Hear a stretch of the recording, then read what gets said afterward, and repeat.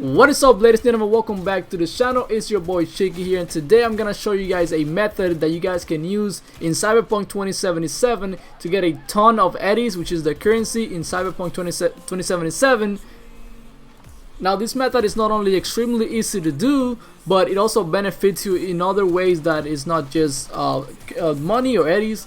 And it also is not an exploit or a glitch or anything like that, so you should be fine if you want to have a completely clean playthrough. Not to mention that your only requirement is to have beaten Act 1, or basically the first mission of the game. Once you get your apartment and you're able to go out into the open world, you are able to do this method right off the bat. Now, one thing about Cyberpunk is that it doesn't tell you what eddies are used for. I mean, obviously you know that it's a currency, so you can use it to buy stuff, but another thing is that you also use it to bribe and to be able to complete missions different ways. So some of the choices that you can make in like missions require you to have a certain amount of eddies in order to be able to complete that specific choice, whether you are buying something from someone or bribing somebody. Point is that you need eddies for a lot more than just buying weapons and armor.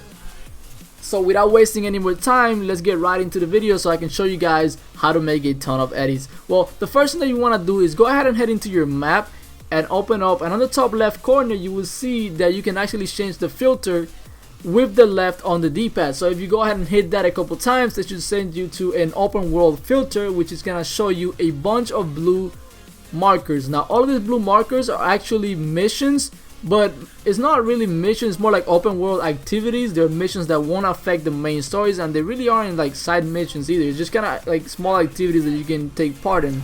Now, as you guys can see, there's a ton of them all over the map, which is good, because what this means is that what we're going to be doing is basically going to one, completing it, and moving on to the next one. And you might be saying, well, how is that fast? You know, you still have to do the mission. Well, the missions take only like 5 minutes, and actually most of them take way less than 5 minutes, but assuming that you run into one that it's not as easy to complete, max is gonna take you is 5 to 7 minutes, and once you complete that, then you can move on to the next one, which, as you guys can see, they're all next to each other, so it's only gonna take you like 1 to 2 minutes to get from one to another.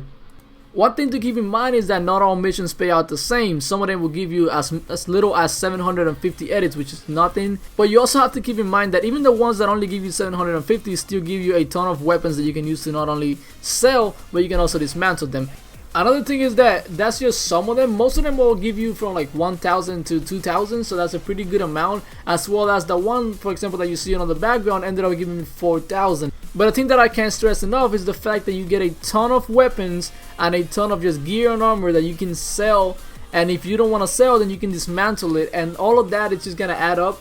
And because these missions that you are doing, it's really just feels effortless. One thing to understand though is that the game hasn't even been out for a day, so you have to keep in mind there's probably gonna be better methods coming out soon. That's why you might want to hit that subscribe button and hit that notifications, because I will be posting out any new methods that come out that are better than this one, as well as a ton of other Cyberpunk 2077 videos. But if you enjoyed this video or found it helpful, of course hit that like button, and I'll catch you guys on the next one.